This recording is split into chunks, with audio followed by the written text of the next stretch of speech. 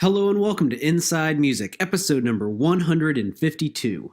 I'm your host, James Shotwell, and it's great to be with you again. I know we've been away for a little over a week, but I promise you it has been worth the wait. You see, this show is brought to you by Holics, the music industry's leading promotional distribution platform, and that's how I pay my bills. I help Holics with their customer engagement, with their marketing, and with testing all the new developments that the platform is releasing. And right now, we are in the midst of a major overhaul that is going to completely change the way our clients work with the system. So I've been busy doing that, but I am back today, and I am back in a big way because our guests are none other than Aaron Pauley and the drummer Valentino from the band Of Mice and Men.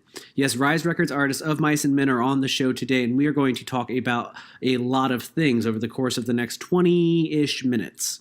I met the guys in Of Mice and Men at 20 Monroe Live in Grand Rapids, Michigan earlier this week, where they were serving as direct support for the band Nothing More on their current Truth Tour, which is wrapping up on March 23rd here in the United States. Of Mice and Men recently released a new single, How to Survive, which is the first song off of what will most likely become their sixth studio album, and that is kind of the focus of this conversation. The video for How to Survive came out earlier this week, and we begin our talks with a little bit of chat about that, and then we get into how the band is approaching this new material. Their album is done, or at least the material they've recorded for the album is done, and what I mean by that will become more clear as the conversation carries on, but basically, Of Mice and Men are in a place where they've never been before. The entire existence of this band has been predicated on always being working on something. When they're on tour, they're working on an album. When they're working on the album, they're planning a tour. And right now, they have tour plans through the end of the year pretty much, most of them already public. And they have a dozen or so songs ready to be released. It's the first time they've ever just had space to really step back and think about how they want to maybe change things up, maybe do things a little bit differently. And we talk about that in this conversation. We also talk about themes that we might see emerging from the band and kind of what they want to do moving forward. You know, the metalcore scene can be a very fickle market, but for the last decade, Of Mice and Men have been a major presence, and they're looking to continue being a major presence in the years ahead. However, in order to do that, they're going to need to evolve. Everyone in this industry needs to evolve, and here we get to hear what the band is considering as they look towards the future.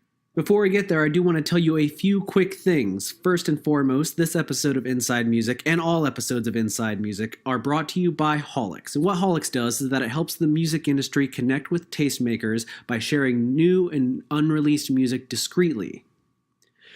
Artists like Chance the Rapper, Blink-182, Metallica, Alice in Chains, A Perfect Circle, Niall Horan, Keith Urban, Kenny Chesney, and thousands more use Holics to share their latest release with radio, media, and everyone in between to help get the word out about new music. You can try Holics yourself for free by visiting holics.com. That's HAULIX.com. In fact, the latest release from Of Mice and Men was promoted through our system, and their next album will be as well. And you can get on that for your own career today. Just visit holics.com. One more time, that's HAULIX.com. And when you get there, click on the Try It for Free icon in the top right-hand corner, put in your information, and you get your first month absolutely cost-free. Cancel before it ends. You'll never be billed. But if you like it, and I really think you will, then keep using it and promote your next release with beautifully easy to customize promos and much more. I also want to encourage you to follow Holics on Twitter. That's where you can learn everything there is to know about the podcast and what we have planned for the future. All you have to do is follow @Holics. That's HAULIX on Twitter. And finally, I want you to go out and support Of Mice and Men. Their new single, How to Survive, is out now, and they have much more planned. Once this tour with Nothing More wraps up on March 23rd, they have about 2 weeks off before they take over the U.S. with Beartooth, and then they head to the UK and Europe in the fall. You can find more information online by searching Of Mice and Men or OM&M on most social media platforms. That's all from me right now, so please sit back, relax, and enjoy this conversation with Of Mice and Men.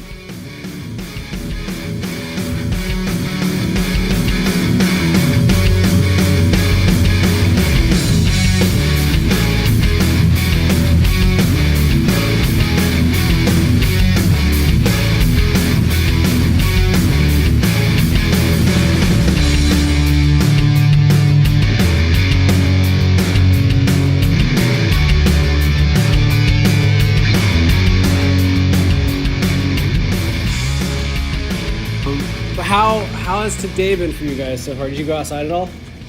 I did not. No, I did, but it was really, really cold. But it was really, really worth it. I got some coffee down and spent some time over at that beautiful hotel over there for a while. There you go. Kind of like woke up and had a nice cuppa, and then came and walked to the Vertigo Music. Yes. Which is a couple blocks around. It's much further for a California boy to get in the cold, around in the cold and the snow. But it was well worth it. I found a bunch of records, and the people there were super nice. And I love going to record stores in every different city, or as much as I can, especially when they're close to the venue. Yes. To try and see just what kind of music they have there and support local business. And I always say, as long as. And I think all that goes for all of us. As long as we're making music, we're buying music. You know, music is all of our lives. So like, it's a big part of what and why we do. Now, do you have to ship records home while you're traveling, or do you bring an extra bag? I just end up carrying it all. I'll just take it on the flight. People are usually pretty. I'll end up with a couple bags by the end of a tour at sometimes, but I have had to buy luggage for records for sure. Yeah. I know that tour life enough to know that problem. I've been For sure. You guys had a big day today because the video came out. It was the first thing I saw this morning when I woke up. Well, Me too, and I'd forgot. I woke up and it was already out. I was like, what time does the video... the video dropped 3 hours ago. I guess it's out now. People are watching it. Yeah, it's kind of hard on those because when we... we're on different time zones, and our whole release schedule is done on a worldwide basis. Okay. So when our release schedule comes out, we get like 5 different time zones. And with something like, we had a huge drop today where we announced tour dates all over the United States, tour dates all over the UK and Europe, VIP meet and greets all over the world, friggin' some other crazy shows that I'm totally forgetting right now, but it was just a lot. And not to mention a brand new music video for How to Survive is friggin', the response has been incredible too. So Everyone likes your faces in the video. Hey, everyone's like, that drummer has the best job right now. You know, that is, and I do feel like I do have the best job because I get to play drums and I get to play music that I love and go hard, and that's kind of what I've always done. I mean, let's take it back to Those in Glass Houses or Bones Exposed music video. I'm still an animal back then too. But it's kind of fun to get to. It is fun to be in the moment and be. You kind of personify the music a little bit, and I think I've always really enjoyed people that can just kind of like lose themselves in the moment and then just kind of like go back to like, oh hey, what's up? Yeah, that's cool. Like, oh, you're. That's what the music kind of inspires me to do, and that's the same thing as people that work desk jobs and hang out at a desk and then they go in a mosh pit on the weekend or on a Wednesday night or Tuesday night. You know what I mean? Like, exactly. Cool. No, I definitely. And what made you guys go as Zev Deans to do this video as the director? JP? That was you. Was it You're the one that picked Zev Deans. Okay. It was Tino. I was just yeah.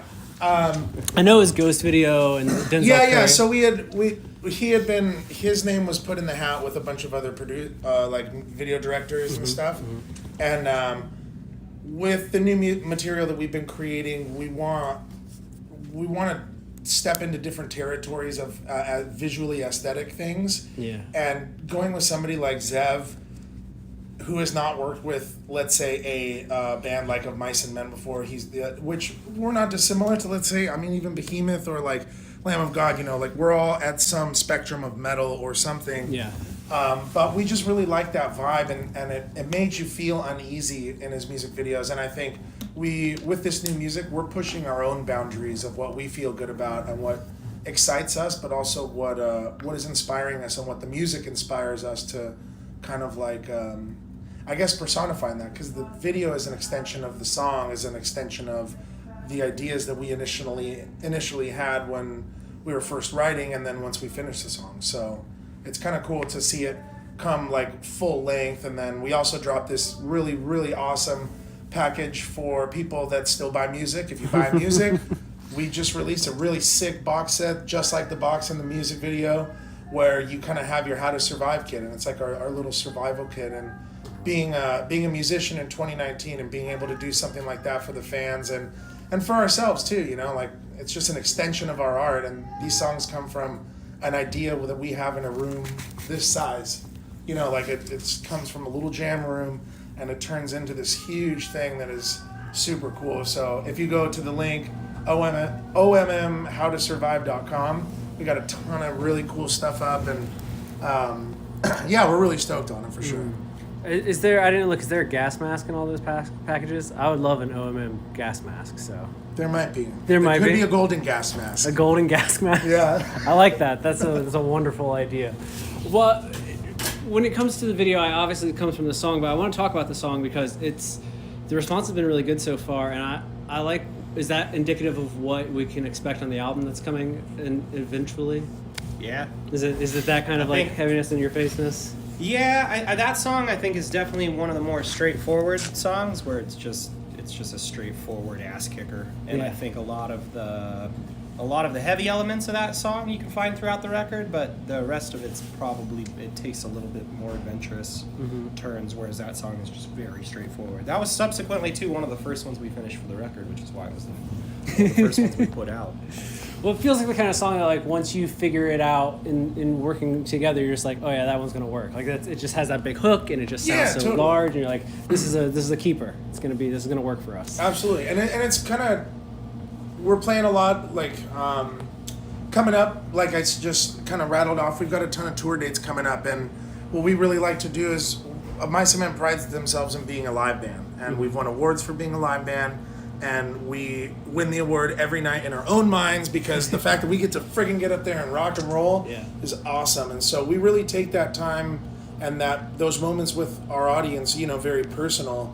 So we kind of think, like, what songs do we want to play live? Like, we're like, okay, we're about to go on tour with Nothing More, Palisades, and Bad Flower. Let's put out a friggin' thrash, fast metal of Mice and Men's-esque song. What better than for us to get up there and play the music that we love to do, So it's kind of like a lot of that thought goes into it too, is if we're going to be going on tour, or let's say we're going to be playing huge metal festivals or something like that, some mosh pit songs or some circle pit songs are never a bad thing to kind of have in your back pocket, True. So we kind of think of that too when it comes to, because we're going to be playing the song every night, so we want to have something that kind of like excites us, and will also somewhat excite the audience too. Now, for the new record, you guys worked with, is it Josh Wilbur? Is that correct? And I want to know how you landed on him. I love what he did with Trivium's last record. It's so good. But to me, there's so many bands that have like a really big definitive record when they work with Howard Benson, which you guys did last time. Palisades just did it with their last album, and it rips, and there's just that he has that sound and he has that notch. So what made you guys go with Josh in the first place? Like, what did he bring to the table for you guys? Half of it was availability. Because, I hear that a lot. Howard was working with I want to say it was Issues or something when we started around that, getting back in the studio. The other half is Josh is local, and I guess if we're going to take it from halves to thirds, the final third of it would be that we really, really like his discography, and we like what he's able to he has a kind of definitive sound, but every single project he does is invariably different from one another. So that for us was kind of important. He is a lot like Howard in the way that you look at his discography and you're just like, holy shit, man! Like, what haven't you worked on? Who haven't you worked? Like, even what he did to the Parkway Drive record last year was great. His work on Revenants is fantastic, even though he didn't serve as a producer. And I was going through there today, and I was just like, love this album, love this album, love this album. Does he bring anything new to you guys when you work with a producer like that? Does he bring something to, I guess, the creative process where you're like, oh, we haven't thought of this in the past, or maybe something you maybe wouldn't have done if you had worked with Howard again or worked with another producer? I think he brings a level of youthfulness. He's definitely he's much younger. He's one of the youngest producers that we've worked with. Yeah, he's in his 30s. Okay. So like, working with him, it was a lot of just gauging the excitement of like what's happening in the room, and he's just kind of very much from our world, so it was just like we'd do something and everyone's like, yeah, this is awesome. We look at Josh and he's like, yeah, he's like, awesome. He would jump out of the chair and stuff, like, and it was really cool having that. Not to mention he's made a ton of or helped make a ton of really, really sick metal records, and with the new material that we've been working on, we really wanted to dive headfirst back into that world. And when we were thinking about working on new material, somebody like Josh Wilbur would be a perfect gauge for those types of diving into that pool, I guess, And his gauge is really cool. And you know, we spent a lot of time just listening to music. He would show us stuff that excites him, and we'd be like, damn, that's sick. Yes, cool. Because like not a lot of the times you're gonna listen to somebody's gonna show you something and be on the same page with what you're like. For example, we all in a mice love like metal groove, like in groove metal and stuff like that, and so does Josh. And so like he plays stuff, the craziest stuff from like Crowbar to like just random stuff that we were just like, man, that's so cool to get to kind of like hear somebody else's take and be like, well, that's exciting to us and refreshing to us. So that kind of like juiced us to make some really, really killer music that we've been having a really fun time, you know, finalizing the process to that and seeing where and how he's now throwing his producer sauce on our stuff, and it is sounding woo-wee awesome. So stuff's really cool, you know, and he's a great youthful producer that, I mean, if anything, yeah, he was just jumping around the room. That is not common for a producer. It's a lot more of like thumbs up. Yeah, they're like, yeah, no, that's good, man. Keep going. Yeah, you guys are great. You're on a roll. Do you want to do it again? Yeah, that's what it is. And like Josh would be like, especially like recording drums, he'd be like, do that again. No, let's. And I'm like, all right, that's cool. Like I respect that, and he has a lot of cool ideas too. So it's just interesting, kind of having another brain there to kind of like process what's going on. And that always helps, you know. That's why we work with producers. That's why we don't just go and do it ourselves, because we can, but we choose to have somebody there that can assist us in that and kind of help us learn and bring their own sauce to the table. I like it. Now you're on this run with Nothing More till I think the 23rd. You have like 2 weeks off. The Beartooth run it was out today. That gets going. You guys have a few shows in there with Hands Like Houses. And then you get this nice little breather, June to July. It's pretty light. You got some festivals in there, and then the UK and Europe. I know you haven't fully announced it yet, but when in all of this can we expect more news about this new album of yours? We haven't decided. Yeah. We're sitting on it. It's done. I saw the single, and I was like, there must be an album somewhere. And I was like, nope, just writing this. You know, the interesting thing is I feel like there's always an album of music with the Mice and Men, and it's either finished or it's not. You know, it's kind of it's a very interesting thing to say, but like we always like to have stuff on deck. Defy only just came out a year ago, and our next album is finished. So it's just about whenever we feel like now is the right time to pull the trigger on it, we'll pull the trigger on it. Yeah, or not. It's 2019. Yeah, you know, like it's maybe we just dole out singles until everyone's like, all right, man. We've had Yeah, and I don't know. But it's funny because Tino is so right that we've always in the past, there's always been something in the works. Even like when we had released Defy. Within 6 months, I'd say we already had started working on some new music to some degree. 6th record. Yeah,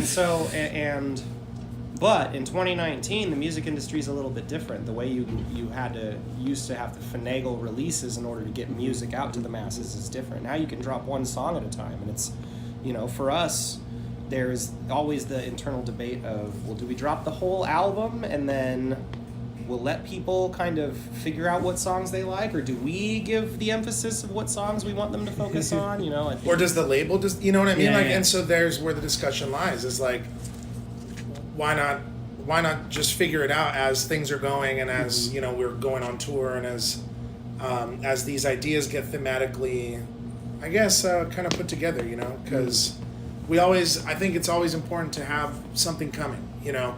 And something that's next, and we're a band that has kind of always been able to do something like that. And I think with our new music, there's going to be a lot of familiarity with it, but there's going to be a lot of things that we're going to be doing differently, if that makes sense. And it's exciting to think, because we're not your traditional band. You know, we're not some like pop sensation. You know, we're not. We have our own fan base, we have our own audience, we have our own vibe that we've created over this decade that Mice and Men has been around. It's I think it's a decade to like a couple days ago. Yeah, it's weird to start thinking about that. Yeah, right?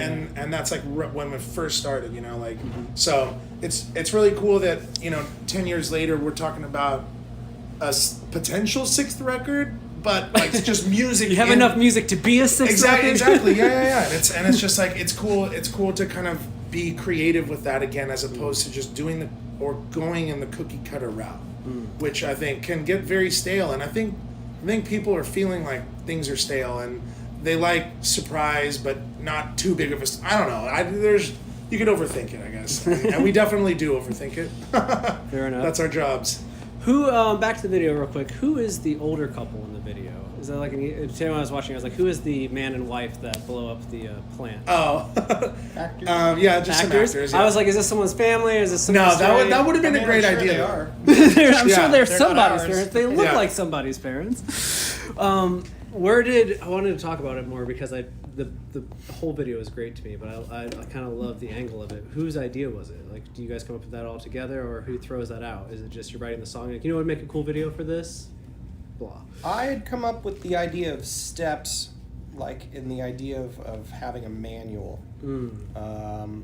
And then Zev, basically, we got on a couple creative phone calls, and he just took it running. To where when we got there, we're like, damn, you put way more thought into it. Just needed. Yeah.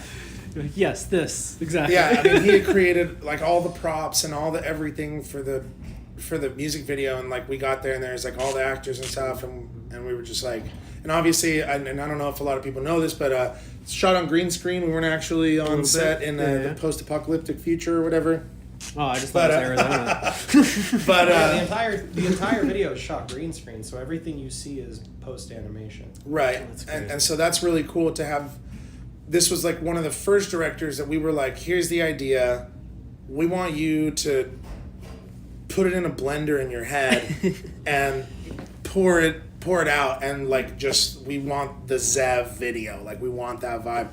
And he really came through with just taking crazy angles and kind of taking things to extremes. And I think that's kind of it's not dissimilar to how we feel about our music, and how we feel about the creative processes, needing to destroy, to rebuild, to in order to create something beautiful, and whether he was intentionally trying to do that or not, I think as a whole he friggin' knocked it out of the park, and it's one of my favorite, if not my favorite, video that we've done, just because it's so not us, but us. It's like watching ourselves in a movie, which is really I can't even explain how weird that is.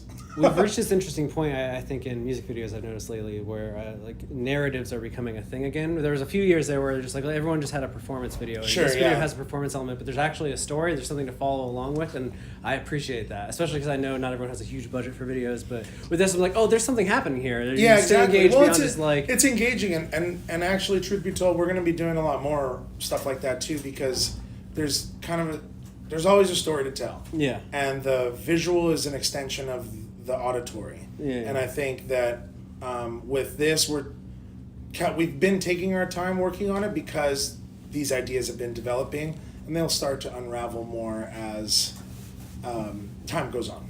Fantastic. When I saw the artwork for the single, I was like, oh, they're doing it, clearly. It's so different from all the other art that the band has really put out to it. It's Sure. something that you're just like, oh, they're doing something very specific. Like, Right. like you guys have an idea that I'm like, what's next? Like, yeah, I get the single approach, Perfect. but I'm already hanging This on. is- like, this is where what we we going? want. There's a whole album's worth of Dude, and that's the cool thing is it's going to be really exciting to see how this all rolls out, because each one should leave you like that. Okay. And that's where we're coming at it with it, is kind of not don't have your expectations, just take it for what it is. Here is the art. Like, don't this, that, just digest it. Here it is. Like this is all there. So more really cool stuff to come, storyboarding, insane stuff, and just wait till you hear the music. Like and come see it live. Yeah, there you go. That's the perfect wrap up for that. Thank you so much.